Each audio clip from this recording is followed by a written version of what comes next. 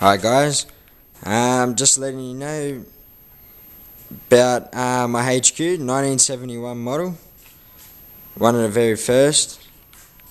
We're just about to start a bit of a minor restoration, just mainly on the body, just to fix up a couple bits and pieces.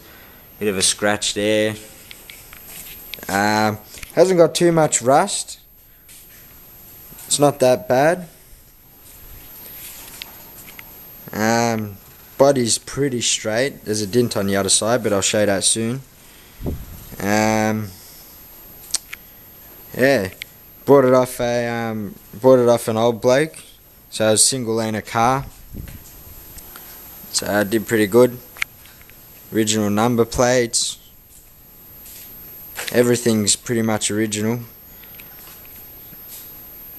That's the dint there I was talking about.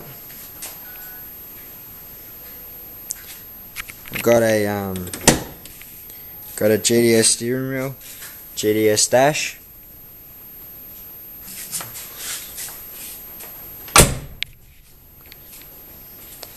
Yeah, so it's not in that bad condition.